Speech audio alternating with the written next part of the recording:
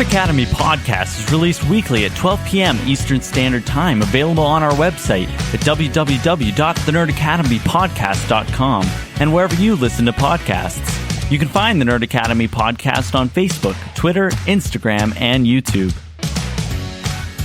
You can also help support the show by going to patreon.com/The Nerd Academy podcast, where every donation allows us to bring you more exciting content every week.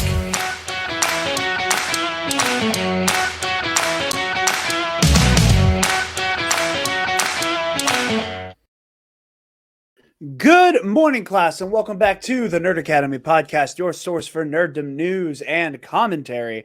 I am your host and superior web headmaster, Jarod Bachman-Stubbs, and today we are talking Echo. We got our first Marvel show of the new year. I think What If bled into the new year, but the first show to come out in the new year, and very interesting format. We're going to have some conversations about structure, as well as, kind of dissecting the show and what it has to say. And I'm very excited. This will be kind of a similar conversation that was had, because it is, of course, me and our dear friend Mitch from the ComicBookCast. Can you play the intro again? I was vibing. Can I play the intro again? Again?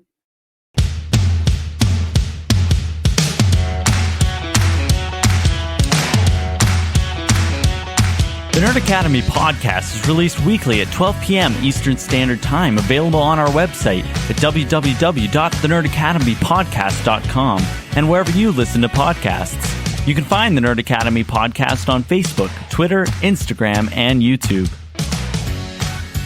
You can also help support the show by going to patreon.com/The Nerd Academy podcast, where every donation allows us to bring you more exciting content every week.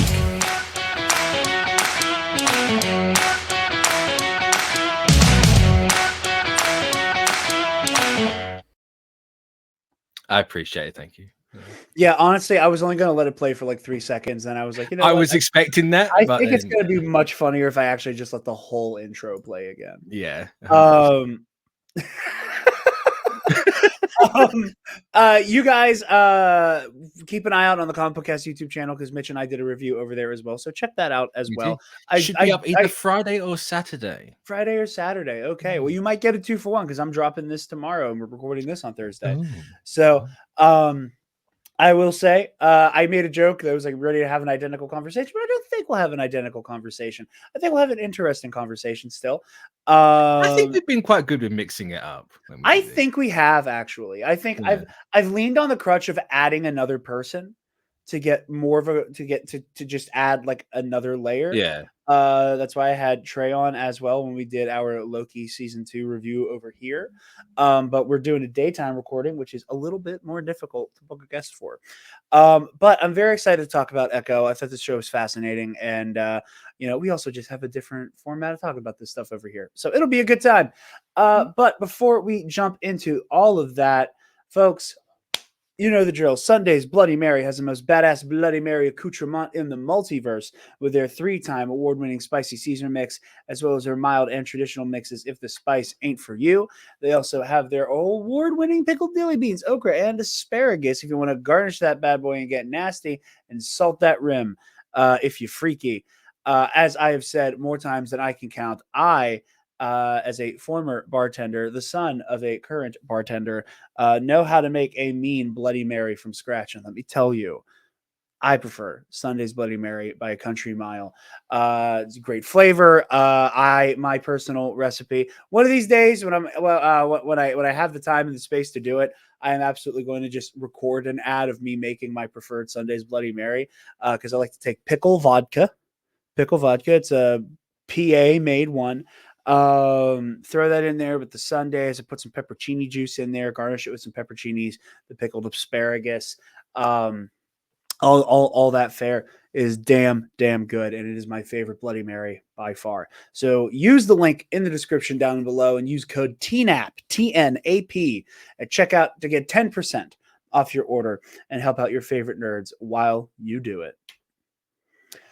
I was about to ask, what is pickle vodka? Is it just vodka with a pickle in it? It's like pickle flavored vodka that I'm assuming was distilled with pickled juice in it or something to that effect. Because it tastes like pickles. It does taste like pickles, and it is perfectly designed to be made in a Bloody Mary. It's not much else you can mix pickle vodka with. I'll tell you that. Yeah, I can't imagine that you can. I mean, maybe like a club soda or like a tonic water. But it's not like you're doing like pickle vodka and Sprite, You ever tried Skittles vodka? Have I ever tried Skittles vodka? Or is that a thing that Americans don't do and it's just a UK thing? So what do you mean when you say Skittle vodka? Literally, you take a bottle of vodka, or you can do tequila, actually. I know some people have done that. And you just put Skittles in it and leave it. Okay, so that was going to be my question. Are you talking about like you let something like just kind of marinate in there? Yeah. I have not had that personally. I made myself a little mason jar of nerd vodka once. Oh. Where I took, I think it was a pretty high proof vodka as well. Poured it into a mason jar. I had a big ass box of nerds and I just dumped it in there and I let it chill for like a week. Nice. It didn't taste as good as I wanted it to. If I'm gonna be honest. There are some really good flavored vodkas. Like that's what I was curious about. Three Olives. You don't see it as much anymore. They had what was definitely a legally distinguishable name from Fruit Loops, but basically Fruit Loops vodka. That was really good. I actually have like a little like airplane bottle in my freezer of it that I'm saving for a rainy day because you can never find it in like a full bottle anymore. It's just one of those like, can't find it, save your life. I will also say Pennsylvania has like bizarre liquor laws. Like the United States as a whole has like weird stuff about booze. But PA is particularly weird. And like there's certain things that you can't find in PA. For example, like the hard Mountain Dew is not sold in Pennsylvania. Hard Mountain Dew. What the fuck? Yeah. I mean, and it's fine. Whenever my family had a little vacay to West Virginia in early October of last year, I was able to like poke my head, or I think it was just Virginia. I can't remember now. One of the two. And I was able to poke my head into Walmart to grab a case of the hard Mountain Dew. And I mean, it's good. It's fine, I was disappointed because they had changed what comes in the variety pack, like right before I got it. Because originally it was like Mountain Dew, but with booze, Baja Blast, but it's booze. What was the other one? There's a third one that I was like, okay, this is fine.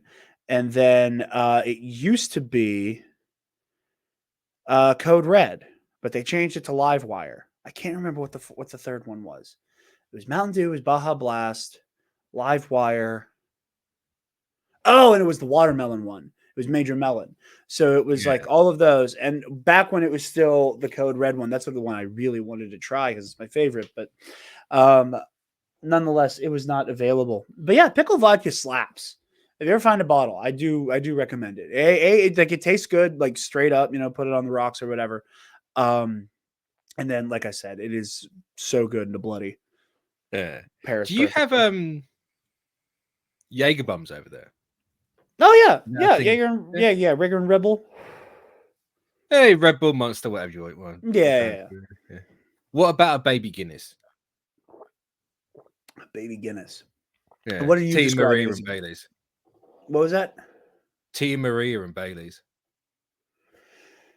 In a shot. So it literally looks like a baby Guinness. No, we have mini beers, which is liqueur 43, I think it is. It's like a vanilla liqueur. It does have a pretty high alcohol content. So like if people are ordering mini beers a lot, it'll catch up to them quickly. Yeah. But like it has that like gold liquid look to it. Yeah. So like it looks like a Miller or something. Like a yellow beer. And then it and then you hit it with a little bit of creamer up top to give it like the foamy, like the head in it, yeah, give it the head. And those are really good. Because it starts to taste like a melted boozy milkshake between the cream and then the vanilla. But yeah. So before we start talking about the show itself, as we are off to do here at the Nerd Academy, I would like to talk about some of the discourse a little bit. Go ahead. I've seen nothing of this. That'd be interesting. So, I mean, Well, I've apart seen, from the standard, like, it's a woman, she's got one leg, she's deaf, it's a checklist. No, okay. No. yeah, I've seen a lot of YouTube's that. never- I've seen the something that I found reprehensible. I think there's a YouTube channel I like. I don't watch a shit ton of his stuff, but he pops up in my feed from time to time, and I watch some of it. Pillar of Garbage. Never Very heard. smart guy. He's what I've seen of him is quite good. I think the only thing that has kept me from watching a lot of his work is that there comes a point where I'm like, I don't need to hear another person's opinion on something I like, Yeah. where it's like, I based on what I've seen of them before, I'm like they unfortunately draw the short straw of, oh, I probably would have watched this like a week ago. I'm just burnt out from talking about this bullshit. But he did a fantastic video, and it's on a mark against him. He did a fantastic video talking about how the Fandom Menace, specifically Friday Night Tights, they're like Avengers of incels, talked about Blue Beetle and how Nerdrotic had that whole like Blue Beetle's bad, let's talko about it. Oh And wow, that's and I get yeah, compared to that. What the fuck? I know. I still Actual can't believe they said troglodyte. that. I cut that out of our video. I was Oh. like, I was like, I want Um, to swear, like, fuck that guy. but yeah, so stuff like that, and then I just just perusing, trying to see like what people had to say. I fully can't watch a Nerdrotic video. I have not been able to yet. I We don't all think I've joke. ever watched any of their videos. I I've I just seen mean, the clips, and I'm I've like, seen I've seen some geeks and I've watched Geeks and Gamers. I've watched Doomcock. I think Doomcock is the most fascinating to me because there are so many I levels tell a to lie. his I've grift. seen a Doomcock because of you. That's. I Because of watched that the video. because Yeah. Kaysen and I, yeah. Well, In fact, I like I watched it said, twice because I didn't realize you cut it out of a bigger video. So I watched that and oh, then so went you back, watched the podcast and and then I you was like, watched the "This clip. motherfucker's made me watch it twice." Like, Sorry. Um, but yeah, and I'm beside myself with how mask off some of these guys feel comfortable going, and yeah. how like YouTube can do nothing because of the thinly veiled language. Like, I believe there was a video titled Echo or Marvel goes off the reservation. What the actual fuck is wrong with you? Why the fuck would you say something like that? I mean, let's be honest. Half of it is so they get, the Oh liberals yeah, they want on the the rage video. clicks, and they want people to go into the comments and and admonish them and call them incels and neckbeards and all of that stuff, and all it does is boost their engagement. And I know I contribute to that because I can't help myself, and I do think there is value in knowing what they have to say, um, just so that we do ourselves a disservice by not knowing what a very ugly part of fandom culture is doing. I Ignoring it does not make the when they problem go all away. just say the same thing Yeah. every time, no, is them. You don't. Do you need to watch it because you know exactly what they're gonna say? No, it's not a white dude, so therefore it's bad. Yeah. Well, and I will say, I think that there is something very, very bizarre with some deeply unserious people. You bring that one back. There is the one interview where somebody misspoke and said, like, they put on MCU and they caught themselves and they're like, it's Freudian sleep. They know it. But aside from even them, a lot of people who more often than not have like less toxic opinions on nerd culture and what we talk about. I was stunned by the amount of people who decided they knew everything about the industry and thought, well, Echo's bad, therefore they're dropping all the episodes at once. That boggled my mind as to, like, no, they want to mix up the format. and because it's dropping on Hulu as well, which typically still does do a lot of like this, the 1 day drops. Um, they're experimenting. Now, I will say it is frustrating that it tends to be with stories like this, led by people of color that are incredibly diverse, that are treated as Mm. the guinea pigs for a lot of stuff. I do think that's frustrating. Yeah, because people had that conversation when they announced Miss Marvel, because a lot of people wanted that to be a movie. And you can make the argument that when you have the Marvels coming out, it probably should have been a movie. It probably should have been a movie. I think Ms. Marvel and Moon Knight are probably the two biggest, like, why was this not a movie? And But at the obviously same time, I don't think everyone loves the Khan family, so I don't know if you'd have got that as much in a movie that because you only get limited time. So that's true. I think so much of Kamala's motivation is based around like trying to get her family to understand her, that I do think they still would have had a lot of play. I think that there absolutely is a lot of good stuff that gets left on the cutting room floor if you do pivot it to a movie. But still, like there's a lot of conversation to be had about that kind of thing. Um, because of how weirdly structured this conversation we'll be having. I'm glad I was able to watch all of this in 1 day. Because I think going from yeah, episode 4 into episode 5 with a week between it, I would have had to have started the episode over because I would have felt like I missed something. Because it'd of the been way like it just, WandaVision again, where even though WandaVision was short anyway. yeah. But yeah, no, I think the very confident talking shit is still so surprising to me. And I'll never fully get over the amount of people who decided they knew everything about the industry and that they had to drop it all because it's bad. When this show was in fact quite good. And let's actually talk about the show proper. Um, in fact, let's kind of start where we started last time. Because I do think it's a conversation that does color the rest of the show. I loved Echo. I love what it had to say. I love this incredible ensemble of characters. The Maya's family was great.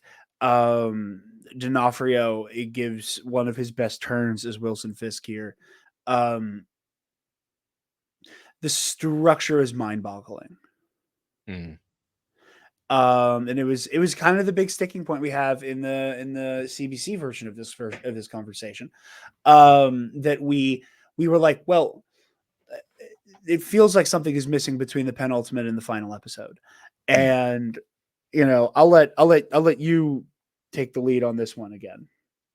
Well, not to echo what I said the other day, but so Tish. Yeah, it's thinking about it a bit more, it makes it weirder because you just take the first episode, take all the recap stuff out, which is at least half of it. You're only left with 4 episodes in total, right? Because you've got the fifth episode is half an episode, so take out half of the first, you've got 4. It's just a weird choice. I think playing about with their episode count only really works if you're doing something like a WandaVision and a She-Hulk. I don't think not to make it a cultural thing, I don't think the American way of making shows has yet to really like grasped how to do like a 4-episode season or a 5-episode season. So over here, I say there's a that's our lot of norm. that over in the UK. There's a lot of like that are basically 90% like of our 5. shows are Yeah. 4 or 5 episodes. Like Sherlock is a great example. You get like 3 or even 2, Yeah. depending on how long they make them, when they made them. Yeah, and a lot of them were almost feature length to make up for yeah. like, we're gonna have 4 episodes. Just like, again, not to compare it to something that a lot of people dislike. But it was like the Game of Thrones season 8 logic, of like we're only gonna have a few episodes, but they're all gonna be feature length. Yeah. I don't think the way of the culture of writing in the States has caught up to the short episodes yet. I think they're still too used to 23 or whatever it used to fucking be like CW stuff. So part of me thinks that might be a reason why, but it will slowly come into it. It's just learning a new way to turn a narrative, really. Yeah, But I I mean, suppose that's like I also think the way of treating these shows like a movie, because it's an easy way to go, oh, that these shows are only 4 episodes, but they're an hour and a half each. Just make make 4 movies, right? Like it doesn't work like that. It still doesn't, for some reason, translate directly over when you're writing something. yeah, and I think that is an interesting perspective though, because I haven't thought about like what if they did a more British approach to the shows, and I'm curious about how that would have affected some of the shows that we liked and weren't super into in terms of their pacing and their structure. I don't think Um, there was any saving Secret Invasion, to be honest. well, like I said on CBC, I still don't love Secret Invasion, but the Ken Knapsack defense of it has definitely softened me on it a little bit. But Until they change Rhodey back, I will never. That's going to be my grift arc in Secret Invasion. I will say, I do like the first episode a lot, and I think that I think that they did accurately pin down that, especially by virtue of this dropping on Hulu as well, that you would have people who just see, oh, cool. They'd see the marketing, they'd see the trailers and everything. That, like most MCU fare, this is a thing about a comic book character that is also blank genre. So like, oh, this is a crime thriller that is also about a comic book superhero, and that the crime thriller element might bring a lot of people in, and that there is, again, for lack of a better term, because again, I do not want to flatten Aliqua Cox as an actor, as an action actor, down to her disability.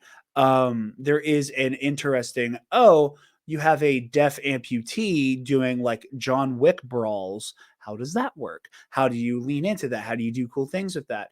And they even, I even think one of the main things that is in almost every trailer for the show leans into that in a certain way, where like almost every single one has that moment where she like picks up a chair with her prosthetic and just shit whips it at that guy. That I think is really cool. Like I think it's a great shot. Also, I think the action is shot super well. They even give a little, Daredevil one continuous shot homage whenever she pieces up those thugs at the beginning. But I do think that first episode, the way it is just a straight up Echo origin, taking us through Maya as a youth before she had been corrupted by the world she lives in, Maya as a young woman, becoming this prodigious fighter, Maya losing her father, Maya becoming fully, becoming the Anakin to Fisk's Palpatine, and having that corrupting force of like, well, let me guide you, let me give you purpose and direction. I think I think that was necessary, because I do think you had a situation where you could have an outsized amount of people who would have been out of the loop, that you kind of threw to the wolves. And while I personally think you could watch something like Ahsoka, having not seen Clone Wars or Rebels, my girlfriend is a perfect example of that. We watched it week to week together, and the only time she really was like confused by something, I had to be like, no, like this is new to everybody. What's happening right now, Yeah. like the Peridia stuff, and all of the weird, fun myth making happening in Ahsoka. I was like, no, like everybody's in the dark on right now. So you are not missing something, having not seen all of TCW or Rebels yet. And I don't think you can do Echo without a little bit of the other stuff, had it not been for this first episode. And I do think, and I also think it sets a interesting groundwork for people to want to go back and be like, oh, well, what was this whole Hawkeye thing about then? When you get a vibe for it.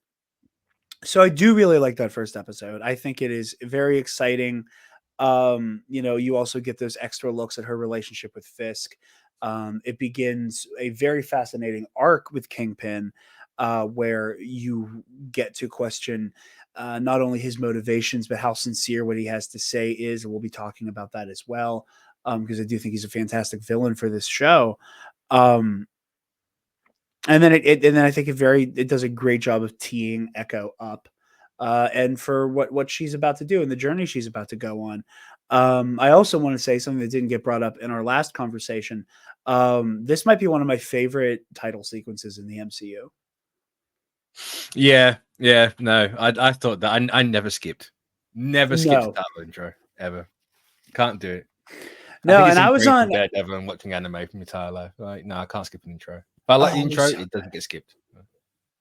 Absolutely. And I was like, and I found myself in like a very, I was on a bit of a timetable with my first few episodes. Because again, shouts out Anytime with Ken and Alden. That's very much a part of my Friday routine now, is listening to Anytime when they go live.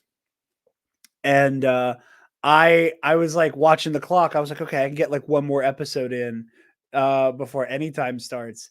And the intro comes on and I'm like, I'm watching it. Fuck them. I'll be late. I really did love that intro. It makes it feel like a TV show. It really does. It really does. Especially because like I'm so glad. Again, these are one of those like, man, Marvel did some weird shit with their TV shows. We're like, not until Secret Invasion did we get like a proper title sequence at the beginning. And I think, like you were saying, that mentality of, oh, we'll just make it into long ass movies, which is a problem that goes beyond Marvel, that predates like Disney Plus MCU stuff, but something that they did lean into heavily. But like going towards that, well, we want to make it feel like a movie. That we only ever got those title sequences at the end of every episode until Secret Invasion. Was that really the first? It's part the first of me wants to say of. No, that's wrong. I can remember another one having it, but for the life of me, I can't think of what the fuck it was. Even Loki, we would just get a little bit of that title card with the which was one thing, but like that like intricate title sequence at the beginning. Sure, I think actually I might be thinking of just the end credits as the opening. Yeah, every single one. Ms. Marvel, Moon Knight, Falcon and the Winter Soldier, all of them, like they did it at the end, which like is not inherently bad. But again, it's one of those weird structure things that has been kind of the unfortunate sticking point for MCU TV. Yeah. And I'm not even going to count Secret Invasion because no one made it. So no. Again, I am not a fan of AI art. However, I do know what they were going for, and I give them props for the idea that did not get executed. You say props or prompts? Props.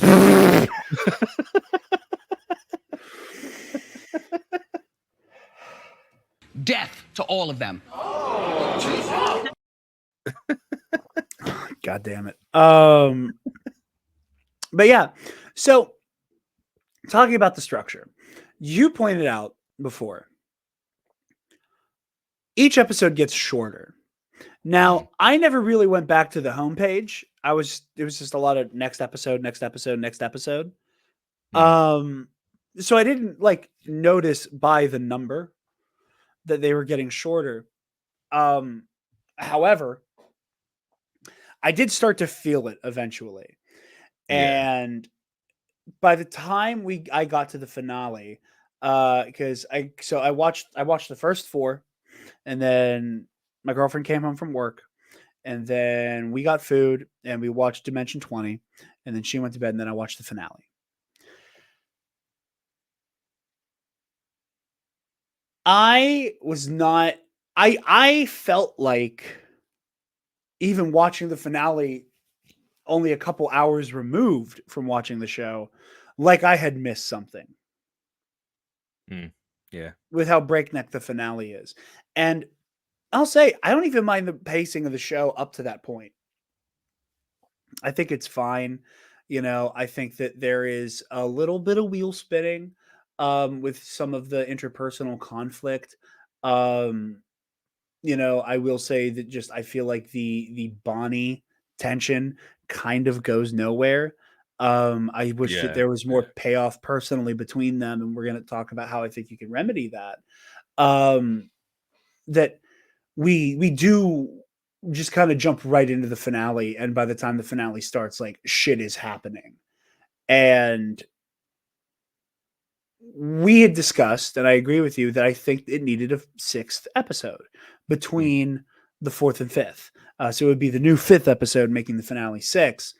And the more I've thought about it, the more I'm like, I do think it improves the show dramatically. And what I think you should do for an episode between 4 and 5, making 5, 6, I keep reiterating that so people understand what I'm saying, because I know I would have gotten confused by now.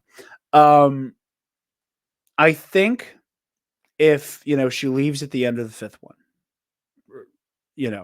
or the fourth one, Yeah. and she gets brought back by Biscuits or Bonnie, and one of them just follow her.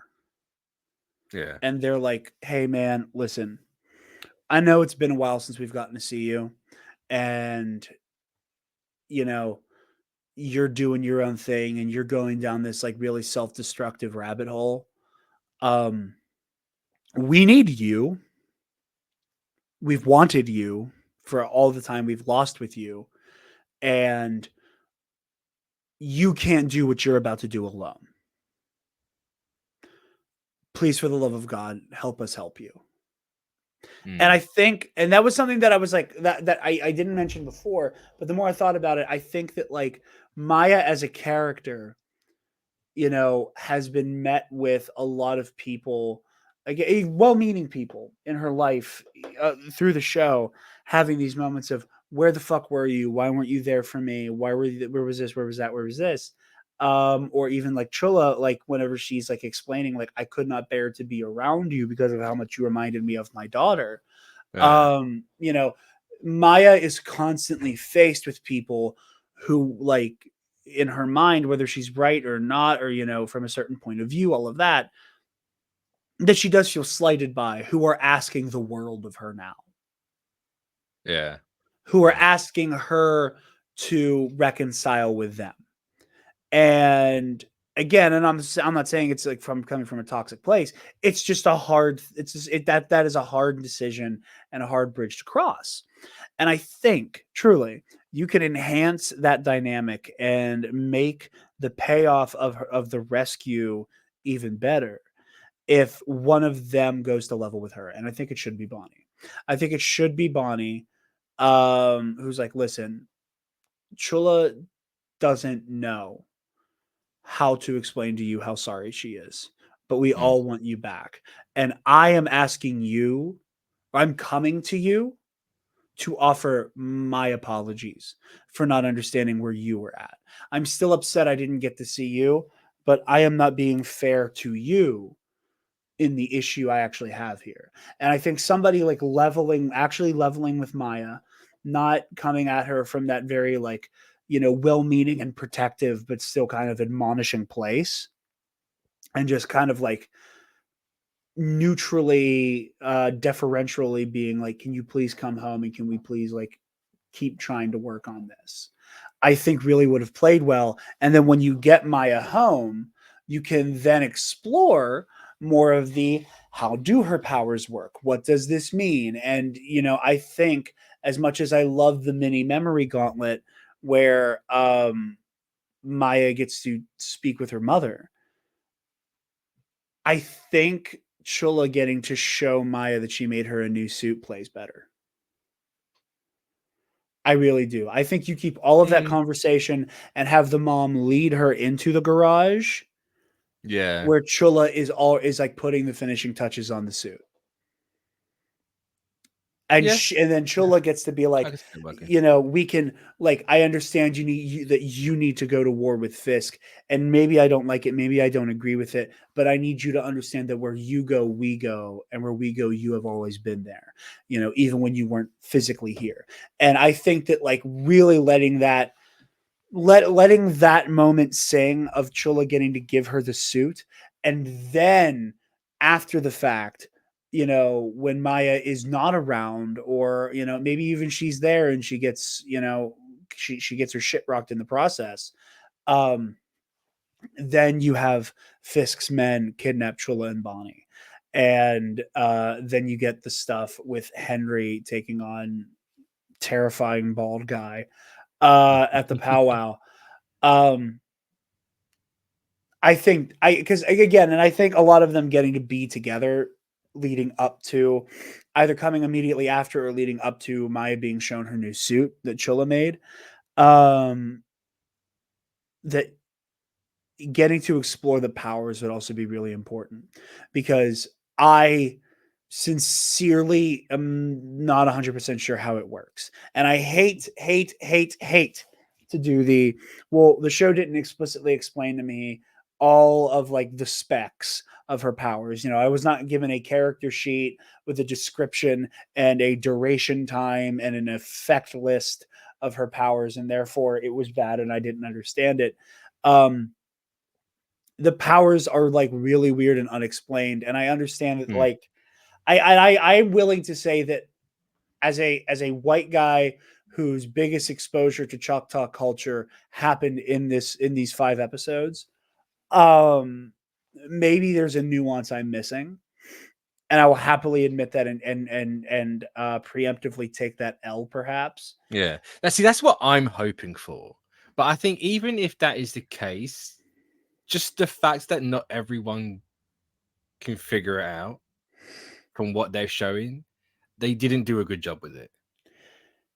Yeah, because my thing is, so you get the stuff about like how the grandma, about how Chilla is able to get visions, you know, like, you know, like even her husband, eventual ex, hits her with like are the ancestors speaking to you again? And like they kind of say like it doesn't sound like Maya's mother, Chilla's daughter, ever gets the visions. She gets the healing, but she doesn't get the visions necessarily. Yeah. And that you know, Chilla is kind of burdened with this knowledge of like when shit might go left. And then you have her daughter, who is a straight up healer, who is able to like use this like healing touch. So like that is an explicit superpower, you know, whereas you're not sure if with Chula, if it's like she has a precognition, like if she has a power, or if it's just her being so attuned to her lineage that she is able to rely on it. You know, I described it as like just kind of like a passive use the force Luke moment for her, that she can call on. But then her daughter has explicit superpowers, and then Maya begins having these visions. And one of the times we see her get like the glowy spiral hands, we see her pry her prosthesis out of the train car. Yeah. So I was like, oh, okay. So like it gives her super strength. A little on the nose, her lineage gives her strength, but I'm into it. You know, I'm here for the hokey Pollyanna stuff. But then in that final confrontation, I'm still not 100% clear if when Maya channeled her power, if Fisk saw, you know, the frontierswoman and the one who was doing the sports and Maya's mother and like the first Choctaw and like all the like I am still so curious as to what Fisk actually saw, if that was for the audience. You know, you made the Avatar comparison, I made the I Am All the Jedi comparison. Like, is it like what is he seeing? And again, Maya has this moment where she like probes Fisk's mind and sends him back to the moment before he killed his father. And I do love that she does try to give Fisk a chance to repent. I do think that is fantastic, but I'm still so I don't I with her power stuff, and it's something we're harping on because other than this, I love this show. Like I like everything. It's like the second biggest flaw of the show. Yeah, it is structured weirdly, and I think a byproduct of that weird structure is that I do not understand the powers. is that, you know, Maya transports him back. Now, I am willing to concede that I don't think I mind the transporting back as just because I can call on the memories of my ancestors. I can kind of like retroactively cast that onto you and throw you back into your own life. I Well, don't mind that at all. It's just the fact that it feels like it goes from feeling like she has super strength Yeah. to She's a having tank, now she's a healer. Right. and it's a very weird. It's again, I don't mind it. I don't think it's that big of a deal. I just was just so sitting there just going, what the fuck is happening throughout the entire finale? Not because it's poorly presented, just because so much is happening and it's things that I don't feel like were properly teed up. No. They needed a really easy way to fix it, is to just explain what like the first, was it Choctaw? Is it Choctaw or Choctaw? Choctaw is how I've heard them say it. I said Choctaw until I heard everybody say Choctaw, including Fisk. Yeah. So I'm gonna go with that I one. was, because I did that, but I'm certain at some point one of them says Choctaw, and it just completely blew my brain out of the water. But I think you should just explain what they could do when they came out, because it's like, you know, you have that fantastic at the start, and the cave comes down, they escape, they turn to people, yada yada yada. It's never explained what they could. Like, you never see what they can do. Like, what exactly are they? What does it mean to be that? Yeah. I think when you have a scene, like just a scene or two doing that, you can then just keep everything the exact same way. It's like, oh, look, different people from the lineage throughout history can do different things. Like, they're all getting a piece of this until Maya comes along and can use all of it. Like, that flows so much better into it. And you don't then need to have this conversation of, well, what exactly can they do? Yeah. A And lot I of, mean, if you look at a sorry. lot of superhero stuff, when they do the powers, you get like a limitation on what they can and can't do. And you don't get that here. You just get that here's what she can do. It's like, well, what can't she do? Because as it stands, there's nothing she can't do, which means she can just like solo Secret Wars, if you want to be really hyperbolic about it. Like, what's the point for an Avengers lineup? You have Echo. I don't think I'd go that far. I know you're being playfully hyperbolic, but just for the sake of argument, I don't like. I almost look at it as the opposite of like, I feel like Echo leaves herself somewhat underpowered, that her abilities only come under the duress of her family, and therefore is able to like summon these past they're not versions, but like these ancestors of hers. Like, again, it's the presentation of the scene on the train where like, and again, I've never had to like take a latch off of a train. I don't know how hard that is to do. What I do know is she yanks it out after her hands glow. And that to me is what it signals to me that it's giving her super strength. But what you were saying with like the ancestors, that you don't fully see what it's doing. Like, we don't ever actually see how that like sporting event to settle who gets the land ends. We see her ancestor make a big push, and granted, like, I say that it is implied to us how it ends, because they are in Oklahoma and the title card says Alabama. So like, it is implied that the Choctaw people do lose that, I assume. But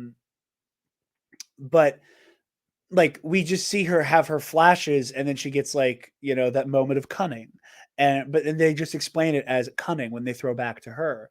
We don't really get a sense of what power was given to the frontierswoman in like the black and white sequence, which again, we didn't talk about enough in the other one. So good. That was so exciting and so fun, with like the very WandaVision-y, you know, we're gonna play with genre and stuff. That was a lot of fun. I think it was one of my favorite. I think it might be my favorite like sequence in the whole show. But like, you again, like, you see that she's already capable. that she's already a fair marksman, that she's a good shot, like throwing the boomerang thingies. That she's already capable. It is the ancestors that give her a warning of what's about to happen. Like I wish there was more of a,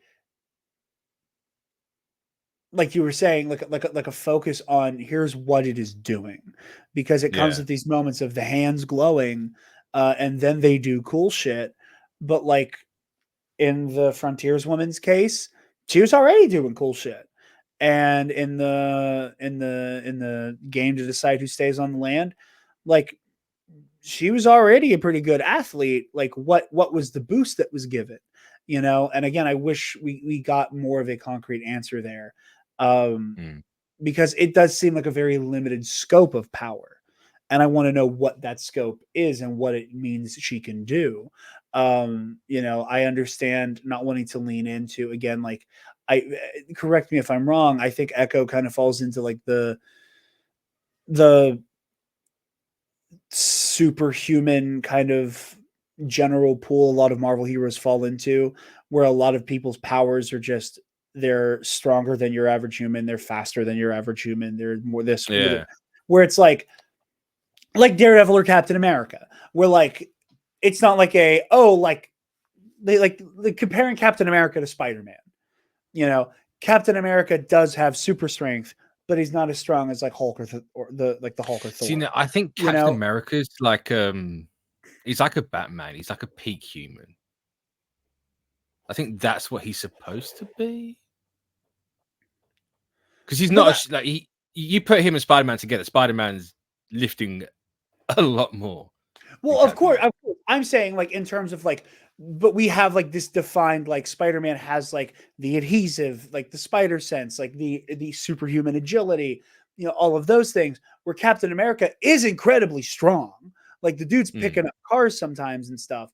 And is like holding his own against people who are much stronger than him, or like even Daredevil, who like is stronger, and part of it is because of his powers.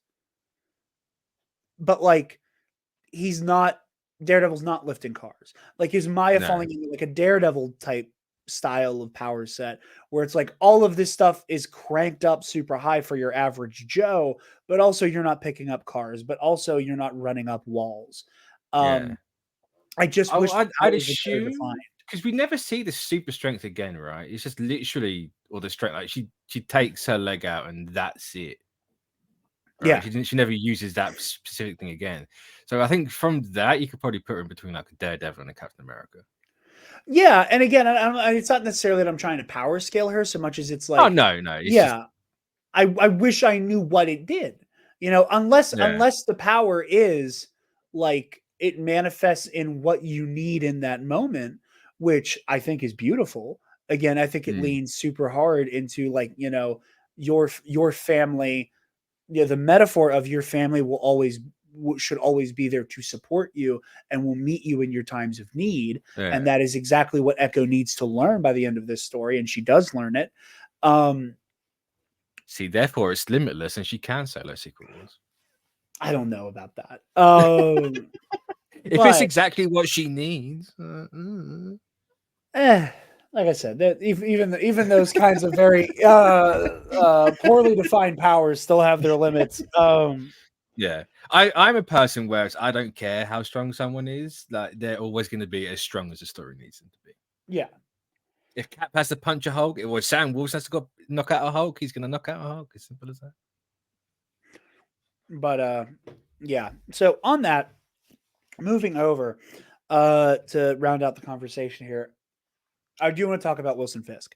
Like we've said before, like the dynamic with this family is incredible. I said before, I think that because the heroes who were orphaned have been explored, we all know about Krypton, we all know about the Waynes, we all know about Uncle Ben. That we don't really need to You know about Daredevil. You know about Jack Murdoch. we don't really need to mind that as much as we do now. And now that, you know, these big superhero franchises, both of the big two, they have started to tap into their repertoire of heroes whose entire dynamic does not revolve around the loss of their family, but moreover the preservation of it and the role that their family does actively play in their story. You know, the Reyes, the Khans, and now Maya's family. We're experiencing this renaissance of like superhero families, or like the families of a superhero. Um, and that makes me really happy, because in all three of these instances, casting has hit a home fucking run Yeah, yeah. in terms of finding a. Unfortunately, not with Kamala's dad, but his acting. Of course, yes. of course. The person, unfortunately, The person is a monster and is patently not good. But in terms of like the chemistry, I should say. yeah. And I don't. So he's fantastic. That one has a lot. Yeah, no, it's deeply disappointing because he plays the role so well, you know. And again, I don't want to hand wave his real world crimes while talking about how good the family dynamic is. But what I'm trying to get at is that, you know, with the Khans, with the Reyes, and now with Maya's family, like this feels like a real family, you know, with like very real emotional nuances. And they really do stick the landing with Maya's family because you get that element of them being estranged and them coming back together, and that like all of this hurt that they all experienced together between the loss of her father and her mother and the way that it affected both parts of this family. Seeing them come back together when Maya returns home is fantastic. And I love that this whole family unit is juxtaposed against Fisk. You know, I said it on the CBC version, and I'll say it again. I was about to take my phone out to write down a note about how Fisk refuses to learn sign language for Maya and has jumped through all of these hoops to not have to worry about it. And I'm so glad I waited a second to do that, because I would have missed her saying it. And there's no way for me to have heard it, obviously, because so much of the dialogue is in American Sign Language. So I'm glad I like waited a half a moment to see her say it. I was like, oh, okay, cool. You know, they did not leave this up to the audience to have to notice and appreciate. I was very fascinated by that dynamic. And I think one of the things that I really love about it is that, you know, Fisk deals in this matter of convenience, you know, where like he does not burden himself for Maya. And there is no expectation of him to do that, because in his mind he already has by taking her in. And I really do appreciate the fact that they could have made Fisk way more cartoonish here. They absolutely could have had Fisk take the route of him being like, yeah, I took you in because I knew you'd be an amazing weapon, and I used you like a weapon. And now that you have failed me and turned against me, I will now reveal to you that I never actually liked you, Maya. Yeah. Now, do I think mustache twirl. the little mustache twirl? Do I think Vincent D'Onofrio could have pulled that off? Absolutely, I do, because he's an incredible actor. Does it resonate so much better emotionally that Fisk does believe that he loves her and does 100%. believe in his own twisted version of his parental love so much? It works so much more. It soars. And I love seeing Fisk try to level with Maya. But the inherent flaw there is the fact that he is always in some way condescending to her, or like doing this thing where it's like, well, you come to me, you know, where again, like everybody in Maya's life maintained their ability to sign, despite the fact Yeah. that her mother was gone and she was living in New York. At no point does Fisk ever learn anything beyond a little bit of like stuff that I think most people could confidently bullshit their way through, of like a Yeah. Maya, The I manipulative love stuff. you. Yeah. Yeah. The manipulative stuff. And I think that Fisk as a villain, you know, not fully understanding how he loves, you know, and we talked about this with like that possessive love, you know, it's a big thing. Mm. You know, I always compare this shit to Star Wars because it's, you know, it's my first love, and I think that it is a convenient shorthand for a lot of this stuff. It's that possessive Anakin Skywalker love. You know, I don't need you to be okay for your own sake. I need you to be okay because I don't know what I'd do if I lost you. And Mm. seeing Fisk's violent outbursts in defense of Maya, and in the way that he throws his full weight around as a powerful figure in New York City, like I do think they do a fantastic job of showing Wilson Fisk in his own twisted way does love Maya Yeah. and does want the best for her. Yeah. But by the same token, Fisk is unwilling to recognize, well, what's the best thing I could possibly do for Maya? Not killing her fucking father. Mm. What do I have to do in the name of maintaining business? I got to kill her dad. And you pointed out very well on the CBC version that, you know, in the same realm of that, like, you know, he does it in the name of business, but like expects like the interpersonal thing to come to him. That Maya, that you know, he struggles with ASL and he gets this like what seems like Stark tech to talk to somebody whom he has had ample time to learn how to speak with without an interpreter or relying on lip reading. He's fluent in Mandarin. Yeah. Yeah. Which was such a great observation you had. It's also so he kills the interpreter at their last dinner. It's like, I don't need you anymore. You're fine. I haven't got to understand you. Like, why? what was the need for that? He's just he's a complicated man. Yeah, and again, that's the thing is that like Fisk relies on the most inconvenient version of communication for Maya. Which again, Yeah. yes, he loves her. You know, you see like she gets disrespect, and again, it's that double standard that Fisk exists in. And this was something that didn't click with me until after we had recorded the CBC version of this conversation. That Fisk beats the ice cream guy within an inch of his life for not understanding sign language and being intentionally obtuse and not paying attention to the fact that Maya was making it abundantly clear that she cannot hear this guy and is not therefore able to just directly speak to him and say, I want an ice cream sandwich, please. Mm. Fisk flies off the handle and beats this guy within an inch of his life. Fisk then expects Maya to read his lips as he does very rudimentary sign language to her. And I keep coming back to I the think I love you that that he gives her in Hawkeye.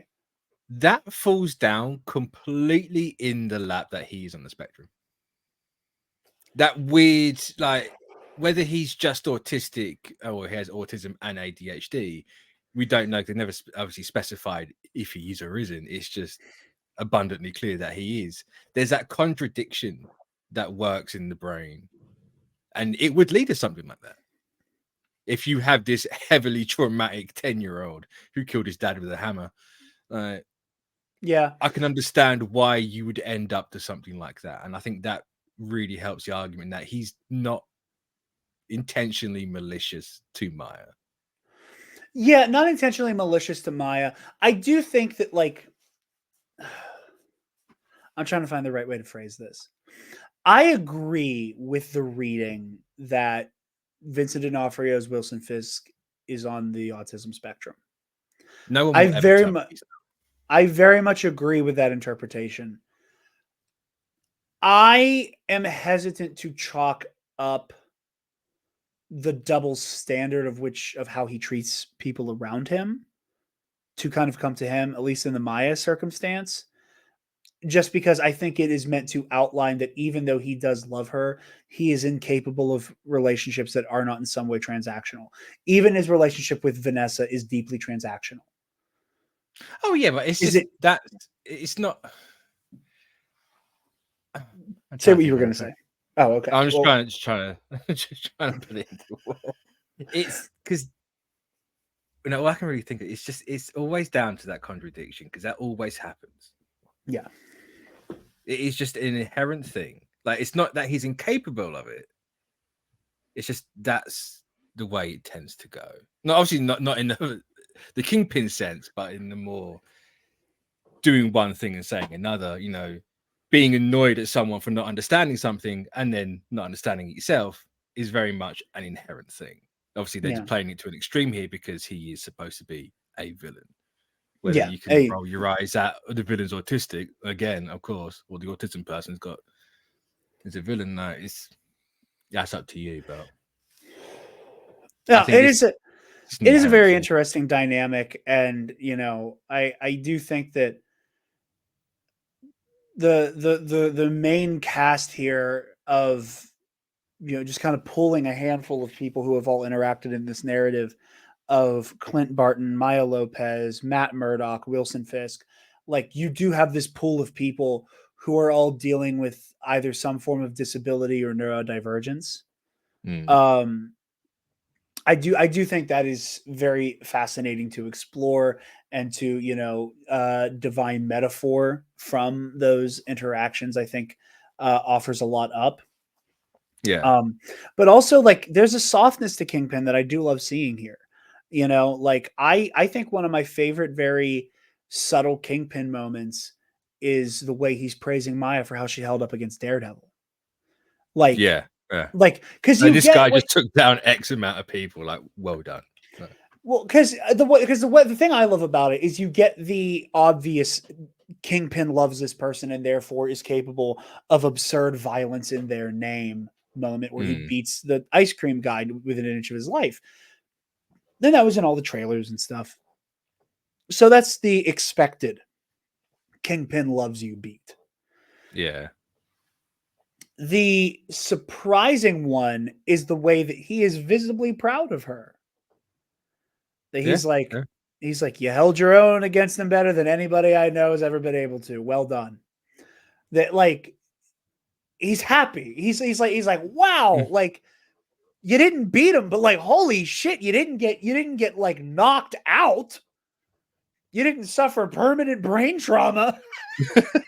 You didn't basically take a billy club through your ear hole.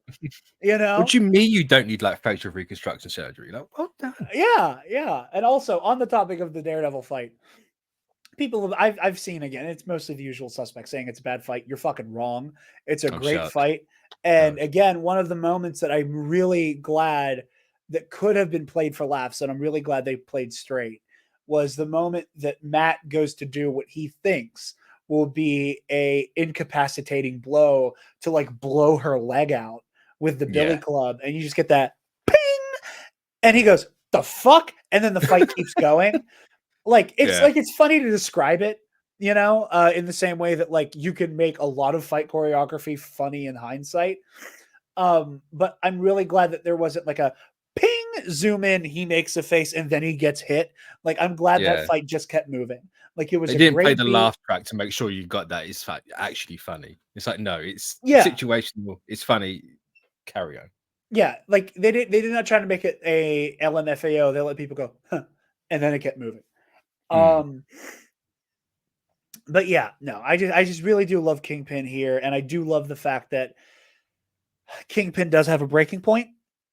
I do love that eventually, like, he does turn into his spiteful, vengeful self by the end. That it is like, and then Mm. they will die the same way I killed your father. And again, I'm still on the fence as to whether or not I like him throwing it in Maya's face. I think that you take away from Fisk's ability to be like, listen, like, I do business. and what happened with your dad was business. Like, I really wish he acknowledged it before then. I really wish we got to have Fisk. Say what you're gonna say. I think you make it a more human reaction that way. That he's saying it out of anger. Yeah. Hurt people hurt, right? Well, hurt people hurt people. It's one of those situations. I just think it makes him more human because you can go like, oh, it's not a logical thing to say. It's like, but people aren't logical, right? And we are vastly emotional, like living creatures. Absolutely. And again, like I just my want from that moment, I really wish that this got to have a beat where he was like, listen, I lied to you. I wish we got both. Part of me wishes we got both. I wish we got Fisk trying to level with Maya and being like, listen, I fucked up. Part of this is business and I should have been straight with you about it. And it was unfair to me. And hell, you could have even done it in his like, kill me. If that's what you need to do, kill me moment. For him to just be like, yeah, your father's dead because of me, because bottom lines. And what I did was unacceptable to you, and I get it. And if I were in your position, I'd do the same thing. And lay that out there. And like let him in his narcissistic way fall on his sword. And then for his anger at rejection to then roil into that, I'll kill them like I killed your father. Like, I wish we got to see him explain, I did not kill him because it was personal. And then him try to use it as a personal dagger verbally. I think that would have worked a little bit better for me.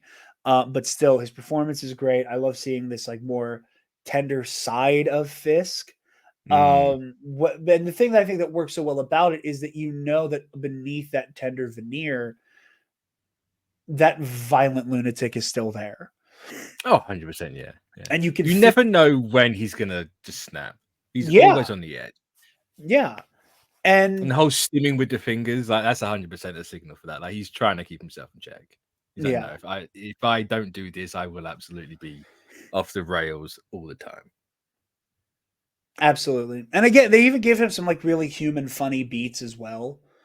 Where he's like, what happened to the wine?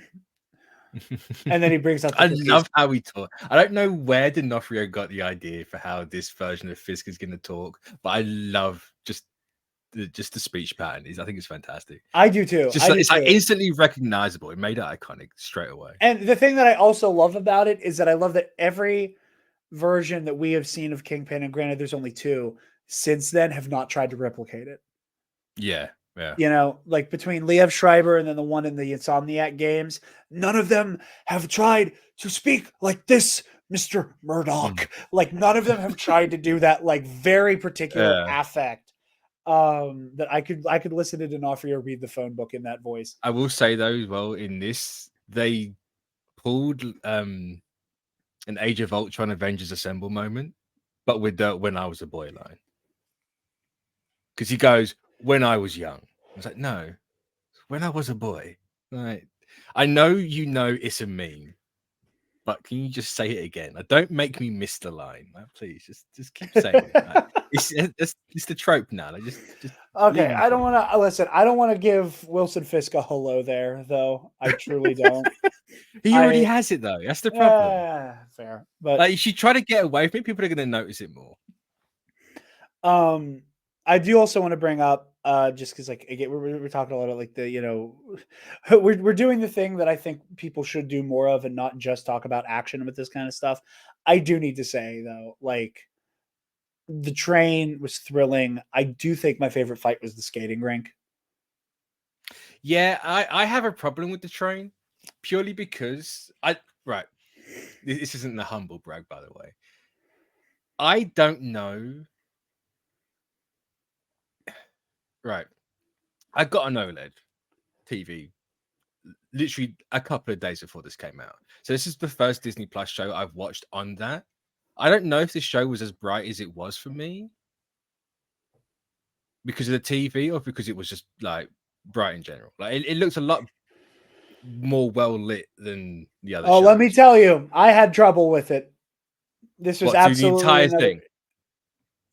Through the train sequence. Yeah, I was gonna say that train sequence to me, it was so dark in comparison to the rest of it. I'm like, what the fuck? Who actually did this? Like, this is intentional at this point. Obviously they're hiding CGI because she's on a fucking train, right? But you're being Alico so Cox didn't obvious do with it. that. Yeah, I know, right? Like, who'd have thought? I know she's missing the leg, but trapping it in the lock, like, just because you can doesn't mean you should, right? But it stood out so much because the rest of it was just so bright. There was so much color in this show compared to the other Marvel shows. Like, it wasn't like the Secret Invasion gray and beige and everything. It actually had color and a bit of life to it. But then you get the train scene, and I'm like, what the fuck is going on? So I can see it better than the old TV because the I light's thought you not were bleeding about into to the blacks. say. I thought you were about to say it was super dark. I thought you were about to say everyone's saying it was super dark, but I could see it super clearly. And I was like, oh, Nah. good for Mitch. He has the TV that all of these shows were built for, apparently. Yeah, because I was really excited to actually see the comparison of it, like how dark are the. I'm going to go back and watch the other ones just to see if it does make a difference. I'm just trying to remember what the darkest scene was, but it just that so stood out, and it's like the TV doesn't help. I can confirm right now the TV will not help you in that situation. Can you do me a personal favor with your TV? It depends. Can you please go back and watch Ahsoka and tell me if Balin and Shin's, Jesus Christ, Balin and Shin's lightsabers are actually orange? I think they are actually orange anyway, but I will go back and check. Yes, Cool, because I'm saying watching it on my TV, we had to crank the brightness up for it to even remotely look orange. This day, I truly think my biggest complaint with Ahsoka is that those lightsabers were not a more vibrant orange. Yeah. They look red, and it doesn't help that all of the toys just have them as red. Yeah. I always thought they were red or just some stupid shade of red. I never actually took them as orange, but it should be for video viewers. I'm pointing at my nameplate. It should be this shade of orange. No, that's too pastel. No, I want it to be a vibrant orange. That's not vibrant, it's pastel. In lightsaber coloring, that's vibrant. I mean, like how orange it is in like Fallen Order and Survivor. See, the orange on the banner that says Nerd Academy Podcast, yes, that's vibrant. The name tags on where your camera is pastel. There. I would say the top right of your screen. Oh yeah, because where it's not compressed, where it's been stretched out to fit the background, like you can actually. Yeah. That orange on that banner, yes. I just want it to be oranger, man. That's all I want. I agree with you. I'm just saying the pastel orange. Nah, that's that still boggles my mind that you call like that pastel, but you want more of a papaya orange. You don't want a peach orange. Papaya. I say papaya because McLaren and I unashamedly stole that color for the CBC channel.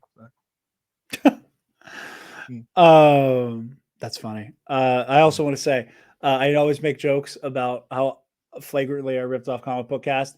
I want everybody to know that when we started this channel out, Spencer's girlfriend at the time was like a marketing major, and she helped us with a lot of this stuff very early on. And shouts out to Liv, and I appreciate her work and her help.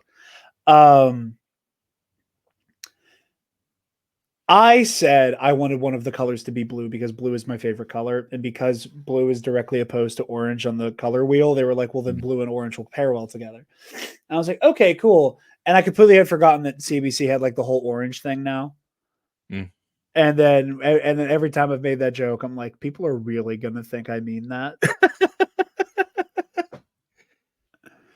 Part of me always thought there's no way. It's just it has to be a coincidence. And I think you had the blue and the orange. Yeah, because blue and orange look good together. I'm like, it's starting to not look like a coincidence, Jarod. Like, what exactly? I know. I laugh about and I don't think about it until I make thumbnails for when you and Armin are on. I don't think about it until then when I'm putting the ComicBookCast logo in the corner. especially because when And you're you on, because can't see it. I don't have a picture of you to put on the thumbnail like I do for Yeah. Armin.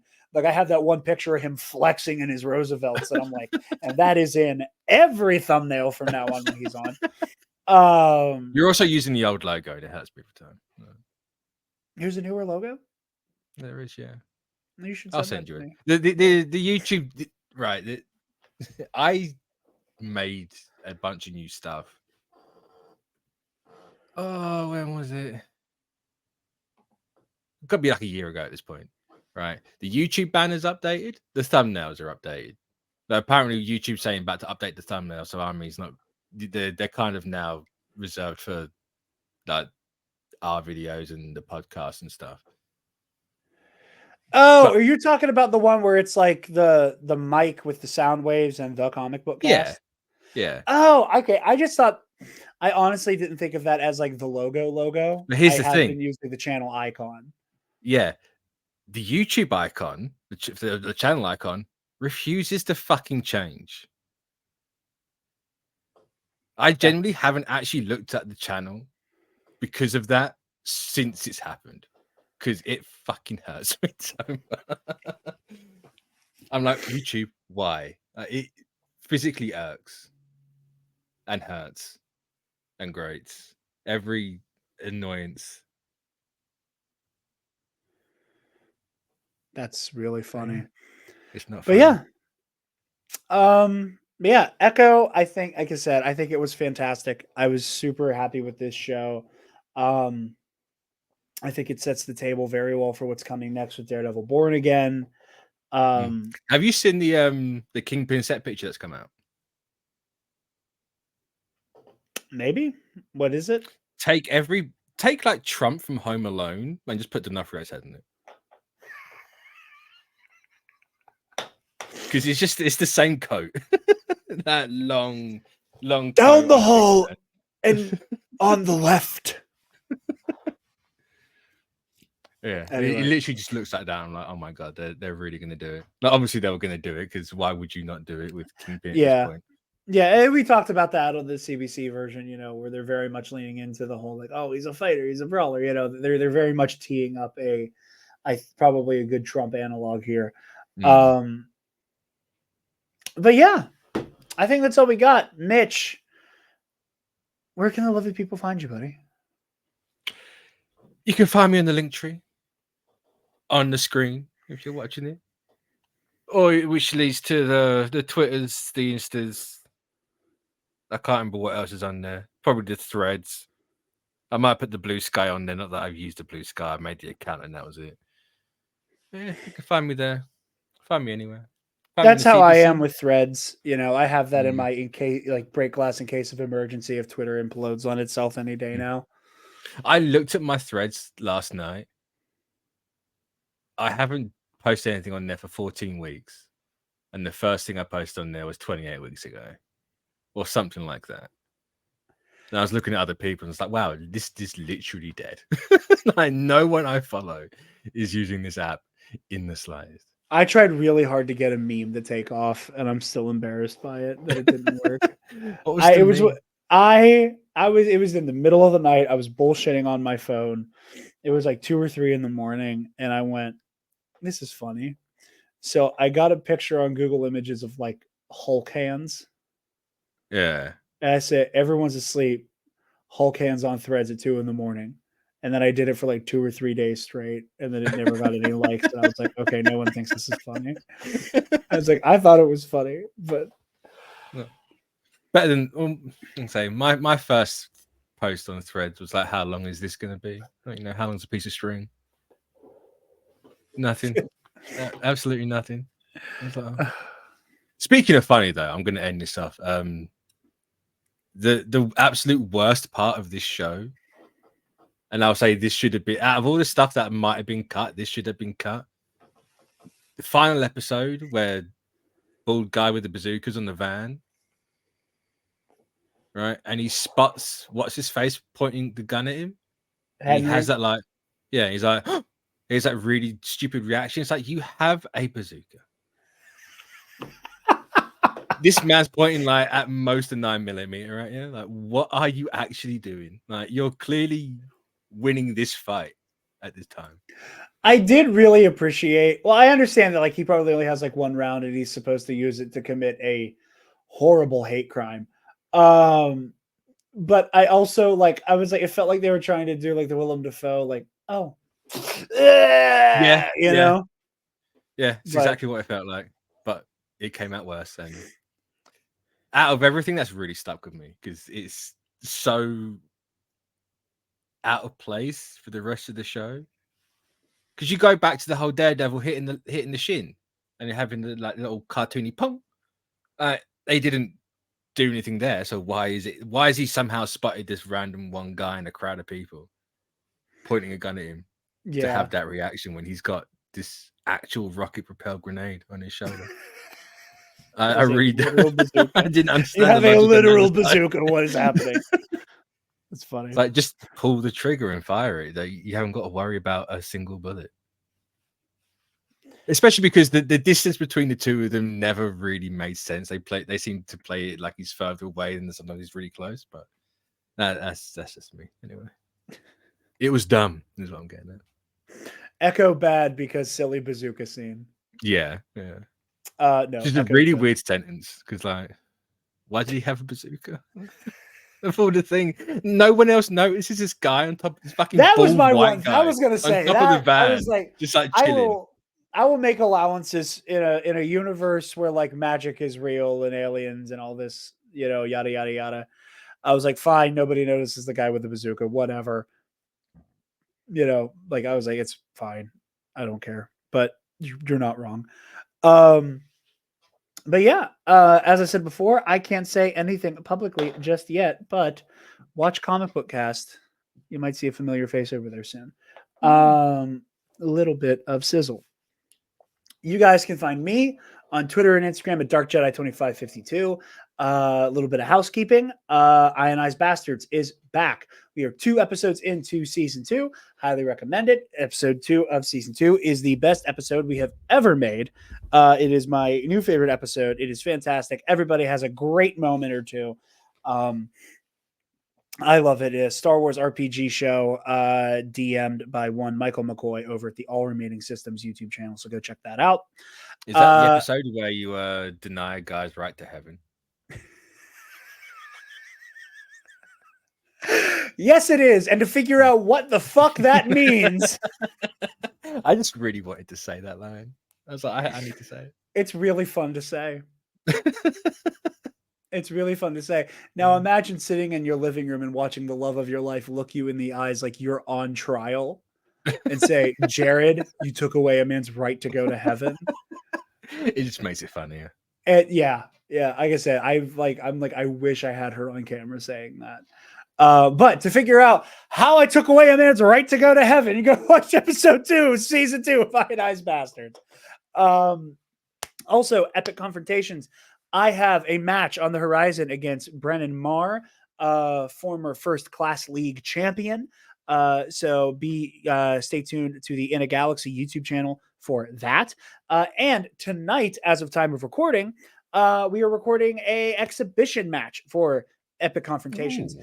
It's going to be the undercard to our big number 1 contender doubleheader. The main event is Jerry the Cannon Junkie from the Bombad cast, also of Ionized Bastards fame, against Jane Dalton, a Dragon Con trivia veteran. And they'll be playing for a number 1 contender spot to figure out who's going to be playing against Alden Diaz of Octo Radio and also Ionized Bastards fame. Well, it's not Jared. So, go fuck yourself. I hate you so much. So whoever wins between that will be taking on Alden for the first Epic Confrontations Championship. Okay, I don't know if I'm allowed to say this, but I will say it because Mitch has forced my hand. Oh, it's my fault. Yeah, sure. No. This is important. Let's talk about upcoming Epic Confrontation stuff. So, if I beat Brennan Marr, big if, but yeah, I get a number 1 contender shot against whoever loses between Jane and Jerry. And if I beat Jane or Jerry, I have a championship shot. And boy, howdy, do I hope I get to take that belt off of all his shoulders. I think for your sake, you have to have that hope. But Listen, I've told Alden publicly and privately, there's nothing I want more than for you to win this belt. Because I need to be the one. Did he believe that? I need to be the one to take it from you. No, yeah, he does. He does. He knows I want it. He just doesn't think I can take it. Like everyone else. Man. 4-2 with 3 KOs. One of those matches. You keep saying it, but it's not changing. One of those matches was a triple threat. So I beat 2 people in one match before, and someone got TKO'd twice in one game. I have more bodies than anybody. But anyway, but do you have the title though? No, he doesn't have the title. There is no title yet. He doesn't have it. He has 2 title shots because he won hyperspace because Eli screwed me. I'm shocked. But anyway, the 2 great narratives. Jarod will never win. Eli fucks Jarod over. Yeah. Like death and taxes. I lose because of some bullshit from Eli. But the undercard for that number 1 contender match between Jerry and Jane is going to be Kelly Knox, prolific writer, writes for Star Wars, writes for Marvel. She's wonderful. Against our very own Travis Grossman in a Inner Geekdom style exhibition match. I'm very excited. I wrote some questions for that, and I will be hosting the match as well. So expect that in the next couple of weeks here. Very excited to see how it turns out. So Travis is going to win that one. I don't know. I'm rooting for Travis. I'm not going to lie. I definitely want my boy to win. I have not had the have pleasure. A co-host in charge and hosting it is kind of a bit sassy. Not saying it's fixed, but I'm just saying. Hey, I would not. You know me. I'm a man of honor. Are you there? I would never. Yeah. You took away a man's right to heaven. I didn't know. You assumed. I had just as bad. That's not a defense. I had no way of knowing. But I didn't commit a hate crime, Your Honor. I had no way of knowing. Stop. I was going to say something else, and I thought, no, it's not. I think I know where you were going, but yeah, no. So stay tuned for that. That'll be out in the next couple of weeks. We'll be sharing it around, so keep an eye on TNF social media. Speaking of, you can find the Nerd Academy podcast on Facebook, Twitter, Instagram, YouTube, and on our website, thenerdacademypodcast.com, where you can get your hands on some TNAP merch. T-shirt, tpublic.com. And if you're feeling generous, you can donate to our Patreon. Hey, give me $1. Speaking of our patrons, thank you to our $10 alumnus, Keandre Lloyd. Colin Provolone. Sir. So good.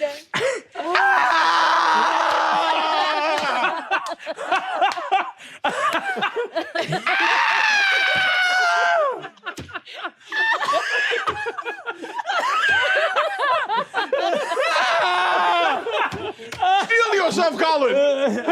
Steal yourself! This is me stealing myself! And Paco, a.k.a. Chat GPT. All right, ladies and gentlemen.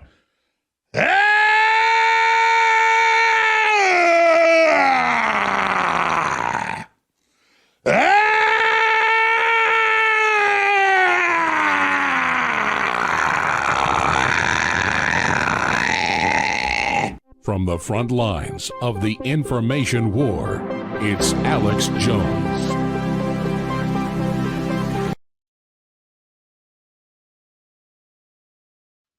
And to our dear friend Ray Clausen, who asks that you donate to Equality Texas and help keep queer kids safe in the Lone Star State. Folks, speaking of our Patreon, you can subscribe at the $5 tier. $10 tier gets you a shout out and a little clip played at the end of every episode. And at the $5 tier, you get access to our Patreon exclusive content. Again, assuming my schedule evens the fuck out here soon. I want to bring back Heroic History 101. It's a very hard schedule with Travis to do that. But we're going to try to pull it off. And versus series. Next week is the plan. We're going to be recording Kyle Katarn versus General Grievous, and that will end at season 4. And we're going to immediately jump into season 5 as well. I'm going to get a versus series tournament, hopefully in February is when I want to do that. And I will announce now the first matchup of versus series season 5. We're finally doing the big one, the one I've been threatening for a while. Is it to spite Eli? Maybe. We are finally doing Darth Vader versus Yoda. Who you got, Mitch? I was just trying to think. I mean, I don't think Yoda's walking from that. What'd you say? I said I don't think Yoda's walking away from that one. To be honest. Finally, a good Mitch take. You say that. We agree so much. All you're really doing there is bouncing it on yourself. I know. Busted your balls. You sided so firmly with Eli and Alden for 5 minutes there that I had to be mean back. But yeah, no, very excited for that. We got some really fun stuff planned for season 5. A very experimental end to season 5 as well is being cooked up. So a little bit of sizzle for that for the end of the year. But thank you all so very much for watching and listening. Be sure to like, comment, share, subscribe. Oh, also TNAP Twitter or TNAP TikTok. If you go to TikTok, look up the Nerd Academy podcast or at TNAP 2020. We are going to be posting clips of the show on TikTok as well. So go check that out. Help boost that up for us, get those numbers out there. We're doing the whole social media thing, baby, trying to get more clips in there. I hate this shit. I just want to say the things on YouTube, but you got to play the game. So we're playing the game. But yeah, thank you all so very much for watching and listening. And class dismissed. The clip didn't play. Fuck.